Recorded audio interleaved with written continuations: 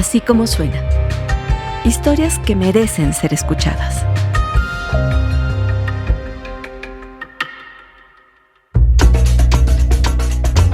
Hola, ¿cómo están? Están acostumbrados a escuchar mi voz, pero hoy les quiero presentar a Paulina Chavira aquí en Así Como Suena. El equipo de Así Como Suena y Paulina hace un podcast semanal que se llama Encanchadas, donde contamos las historias de las personas que hacen y se dedican al fútbol femenil. Este podcast que van a escuchar hoy realmente es de Encanchadas, pero realmente es Así Como Suena y es de todos. Paulina, ¿cómo estás? Muy bien, Carlos. Muy contenta de estar contigo. Muy contenta. Sí, claro. Me da mucho gusto estar aquí compartiendo con Así Como Suena esta historia de Encanchadas, donde contamos historias de fútbol femenil. Y justamente la historia que contamos hoy, la de Fernanda, que es una joven que disfruta del fútbol desde las gradas y también practicándolo apenas hace unos años, ha encontrado en este deporte, como muchas otras mujeres, otro motor para apropiarse de un espacio que nos habían convencido de que no nos pertenecía. He pensado mucho y tú lo has contado en Encanchadas. Pónganle este podcast a sus hijas. Sí. ¿Verdad? Por favor. A sus sobrinas. Sí. Y luego les enseñan a buscar Encanchadas en cualquiera de las plataformas. Donde sea que puedan escuchar su podcast, porque ahí van a encontrar historias que las van a inspirar, que les van a enseñar cómo pueden encontrar en el fútbol ese espacio, esa pasión, ese deporte e incluso esa profesión que quizá no habían pensado que podían llevar a cabo. Entonces, esto es en Así Como Suena, pero de verdad no se pierdan lo que Paulina y su equipo están haciendo en Encanchadas, que es maravilloso. Este es un trabajo de Melissa Amezcua. Disfrútenlo.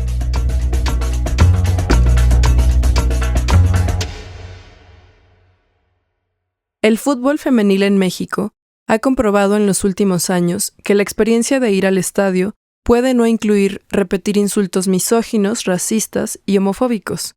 Cuando llegan los grupos de mujeres organizadas a la tribuna, ponen en evidencia que es posible disfrutar el fútbol de otras maneras, y que además seguir este modelo de afición puede detonar otras formas de practicar deporte y ocupar espacios deportivos, con el goce y la diversión como objetivo principal, y no necesariamente el viejo modelo de pisotear al rival con tal de triunfar. Esta es la historia de Fernanda, que mientras vendía cerveza en el Estadio Azteca, dio el primer paso para transformar su vida gracias a su amor por el fútbol. Viene Avilés, el tiro, lo sacó Tajonar, ¡lo llevas! ¡Es campeona de la Liga MX Femenil! 10 años antes de que el América, su equipo favorito, diera uno de los grandes juegos de la historia de la Liga BBVA MX Femenil, Fernanda López jamás había pisado un estadio, visto un partido o mucho menos tocado un balón, hasta que un compañero de su facultad en la UNAM le ofreció trabajo de fin de semana como vendedora de cervezas en el Estadio Azteca. Recuerdo mucho como que hubo un partido en el que estuvo tan emocionante como que ya una señora se hizo a un lado y yo me senté junto a ella y me quedé viendo el juego y ya no vendí, ¿no? O sea, como que dije, no inventes, está muy bueno este partido, ya ahora entiendo, y ya me quedé ahí gritando y después a partir de ahí, digamos, como que ya no hubo retorno. O sea, sí vendía, pero a la vez como que siempre estaba volteando a ver qué estaba pasando o viendo las pantallas y también fue así que me convertí en americanista. Fernanda, como muchas otras mujeres en México, descubrió el gusto por el fútbol casi por accidente. Durante toda su vida, ella creía que no le gustaba ningún deporte. Tuvo que entrar a un estadio como trabajadora para entender el furor que provocan los partidos. Yo en 2014 estudiaba en la Facultad de Ciencias Políticas. Yo estudié Ciencia Política y Administración Pública y pues tenía esta vida de estudiante, pero quería pues un ingreso extra. No quería pues un trabajo de tiempo completo porque quería seguir estudiando, así que empecé a buscar trabajos de fin de semana. Un compañero de la facultad de generaciones más arriba me comentó que él hacía trabajos de fin de semana en los estadios, que era con su familia vendedor de cerveza. Entonces, pues me llamó mucho la atención, le pedí como una oportunidad y me dijo que, pues sí, que sí había un espacio porque su prima acababa de salir, entonces que me juntara en su equipo y pues empecé a vender cervezas para tener este ingreso extra y fue así como empecé a ir a los estadios. No solamente fue en el Azteca, sino era en todos los estadios de la Ciudad de México los que podía ir. Bueno, CU y el Azul, digamos. La cosa no resultó tan fácil como sonaba. Se enfrentó a trabajar durante la Liga Varonil y aprendió de las dificultades de ir a un estadio de fútbol. En esos momentos, en 2014, tú tenías que llevar las cervezas servidas, digamos, los litros de cerveza en una charolita. Actualmente ya se utiliza que las personas vendedoras llevan las cervezas en una lata y ya cuando se las pides te las sirven. Pero digamos como el equilibrio y la demanda física de cargar 7 litros de cerveza en una charola y caminar en las gradas es bastante demandante. En efecto, la mayoría en esos tiempos eran hombres los que hacían ese tipo de trabajos y las mujeres se dedicaban, digamos, a servir el producto, ¿no? Lo pesado del ambiente masculino en los estadios, como ella lo describe, hizo que Fernanda se sintiera angustiada y rebasada físicamente. Sus compañeros le aconsejaban que no fuera a vender cerveza a la zona de las barras, pues dice que es donde hay menos venta de lo que sea. Cambió las cervezas por papitas y de todas formas tuvo que lidiar con una agresión de la porra del Cruz Azul en el Estadio Azteca. O sea, yo no había entendido como por qué no ir hasta que me robaron producto una vez, la porra del Cruz Azul. Recuerdo como que me acerqué y entonces yo pues les empecé a vender el producto y los hombres, o sea, empezaron como, o sea, se les hizo fácil a uno meter la mano a la cajita de las bolsas, sacar una bolsa y cuando vi ya eran 10 manos las que tenían y ya me habían vaciado la cajita, ¿no? Y entonces yo me quedé como impactada porque pues sí, definitivamente estaba indefensa, no podía hacer nada, no había, digamos, compañeros a mi alrededor y pues entendí por qué tampoco era buena idea ir allá. La explicación teórico-feminista de esta experiencia es lo que las estudiosas han descrito como la tradición de que las mujeres siempre hemos sido ajenas tanto al deporte como a los espacios deportivos. Para 2016, Fernanda ya había terminado su carrera y encontró otros proyectos que le gustaban más que ir al estadio a vender cerveza o papitas por los 600 pesos que se ganaba en 6 horas. En 2020, cuando las autoridades de la UNAM permitieron que el equipo de fútbol femenil jugara en el estadio de CU, Fernanda retomó el interés por el fútbol. Ella es Claudia Pedraza Bucio, investigadora en estudios de género, deporte y comunicación. Cuando ya me encontré al feminismo, hay una palabra y hay un texto que me da esa palabra, que es la idea de ajenidad.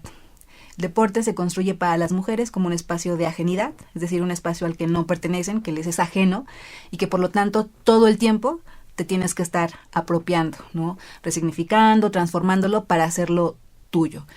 En los últimos 10 años creo que esa ajenidad se ha ido desmontando y aún así todavía escuchamos en los medios o en las narraciones de los partidos o en los campos de fútbol o a entrenadores tener todavía estos sesgos de ajenidad donde parecería que nosotras somos las eternas invitadas al deporte, aun cuando desde hace más de 100 años las mujeres han estado ahí presentes, no visibles pero sí presentes. Durante la primavera feminista, en marzo de 2020, ocurrió uno de los hitos recientes para el deporte femenil en México, justo unos días antes de la emergencia por el COVID-19. Luego de que la UNAM prestara, por primera vez en su historia, el estadio al equipo femenil, un grupo de mujeres tuvo la idea de ir al partido en CU como una barra feminista. Aparecieron con pañuelos de la marea verde y cantos que exigían la igualdad salarial para las deportistas. Se trataba de apropiarse del espacio público. ¡Igualdad salarial para el equipo femenil!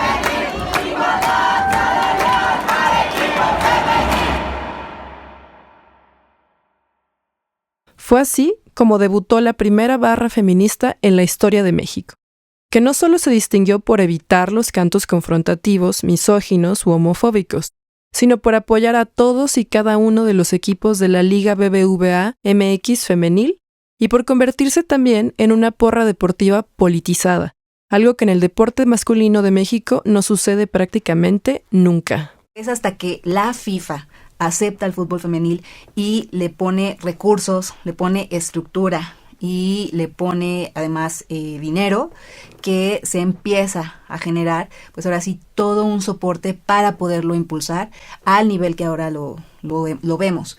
Me parece que esto es clave porque las mujeres han luchado históricamente por poder jugar fútbol, pero sin la voluntad institucional de quien tiene toda la estructura para poderlo impulsar, es muy complicado. Y a mí me parece que se junta, por un lado, esta voluntad institucional, quizá obligada por las propias reivindicaciones feministas, por los avances de los derechos de las mujeres. Las mujeres en el deporte han cambiado poco a poco lo que significa ocupar los espacios públicos, ya sea como jugadoras profesionales, amateurs, aficionadas, trabajadoras en los estadios o comunicadoras. Tomar las canchas, las gradas y las tribunas ha roto el concepto tradicional de mujer pública, esa que se pone en riesgo por voluntad propia al estar fuera de su casa. El fútbol femenil profesional ha transformado un espacio históricamente masculinizado y asociado a la violencia en un lugar de goce y disfrute, ¿no? Y además nos hace visibles en estos espacios que son para todos y nos hace visibles desde otra configuración que no es la de las mujeres como víctimas, ¿no? Es decir, en el espacio deportivo, ya sea en la tribuna, ya sea en la cancha, lo que vemos son mujeres entusiastas, mujeres alegres, mujeres fuertes, y creo que esa representación, ese tipo de referencias, pues son muy positivas también para desmontar esta imagen de víctimas con las que se lo suele representar en muchos otros ámbitos, que no quiere decir que no enfrentemos las violencias, pero lo que sí permite es ver cómo también somos agentes, tenemos posibilidades, tenemos potencialidades para transformar esos espacios en espacios de vida. Así fue como México se unió a una lista de países de Latinoamérica con barras exclusivamente de mujeres, que a diferencia de otras zonas del mundo, se volvió un referente en la incidencia feminista en el deporte. En Argentina y Colombia existen porras y congresos de aficionadas que cuestionan la cultura de la confrontación entre equipos, la presencia de la policía en los estadios, debaten sobre las desigualdades laborales entre las divisiones femeniles y varoniles, proponen políticas de género de las ligas y colocan en los estadios temas de la agenda feminista como el aborto y la inclusión de todos los cuerpos en el deporte.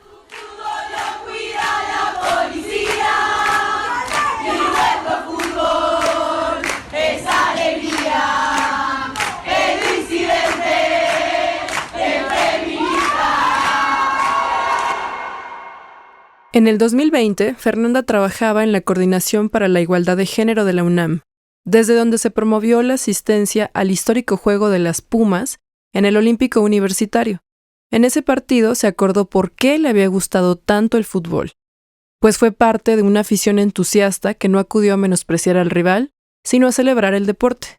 A mí, o sea, me recordé como lo mucho que me gustaba ver un partido en vivo y ver que a mujeres jugando fútbol era la primera vez que lo hacía y me encantó porque pues estaba, o sea, lo daban todo, ¿no?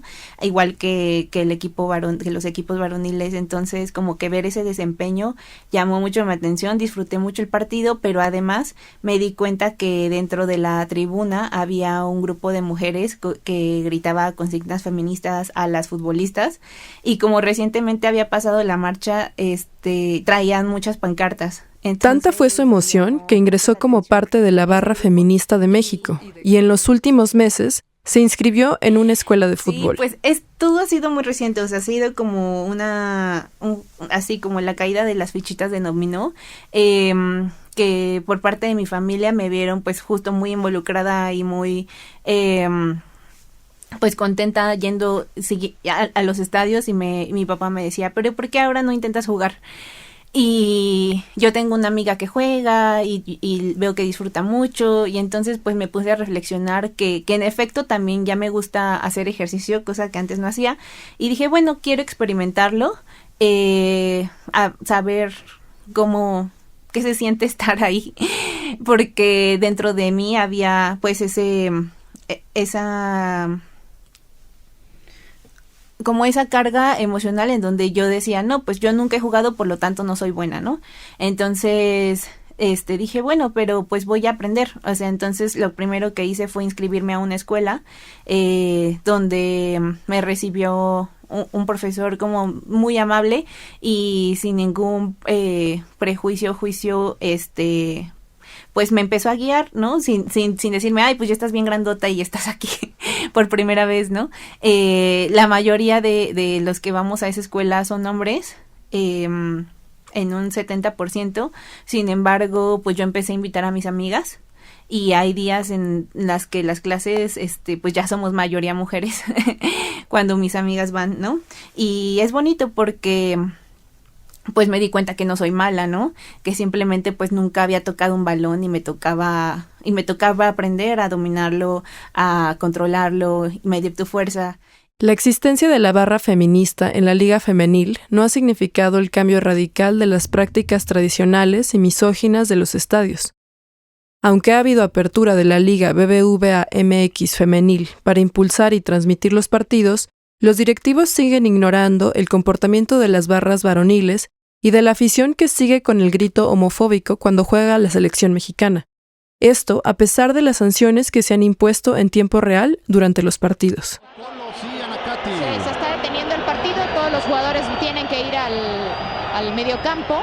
Es el segundo paso del protocolo. El primero ya había sido utilizado alrededor de 4 veces el sonido local, me atrevo a decir que 5, dio el anuncio de que no hicieran el grito discriminatorio, lo siguieron haciendo, sobre todo ahora que se calentaron los ánimos, y se detiene el juego.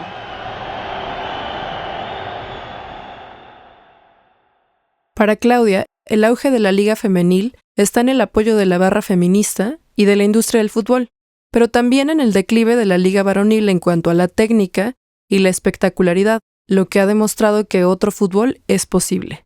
Lo que observamos son 2 cuestiones. Uno, que en realidad el fútbol varonil tampoco es tan espectacular. Sin embargo, tiene todo un aparato y una estructura que lo vende como espectacular. Y bueno, en estos días, pues la prueba ha sido la Copa América, donde si tú analizas en términos deportivos, dices, no es un gran producto, pero lo que sí tiene es una gran campaña de mercadotecnia, ¿no? Y una estructura que lo difunde, así sea el peor partido, ahí está la estructura. La evidencia de que otro fútbol es posible es que se están creando nuevas audiencias infantiles y adultas con referentes femeninos que no existían cuando la mayoría de los aficionados hombres crecieron viendo partidos por televisión. Hoy tenemos figuras como Katy Martínez, Megan Rapinoe o Rebeca Bernal, la defensa de las Rayadas, que en la última final de la Liga BBVA MX Femenil dio una de las actuaciones más espectaculares en la historia del torneo. Pasé mucho tiempo de mi vida sin jugar fútbol y ahora ya no quiero perderme ningún partido, o sea, ninguna oportunidad de jugarlo, porque me siento muy plena. Y entonces, así como me sentí plena desde que empecé como a apoyar a un equipo y a pertenecer a la barra feminista, ahora es bonito que como incorporando el deporte en el momento de yo ejercerlo, pues me hace sentir pues plena.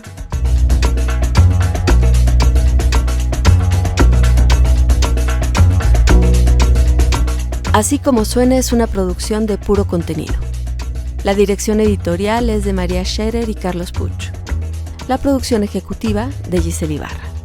En nuestra mesa editorial están también Galia García Palafox y Salvador Camarena. El diseño sonoro es de Hugo Santos Quevedo, la música de Patricio Mijares y la edición de Alonso Ávila.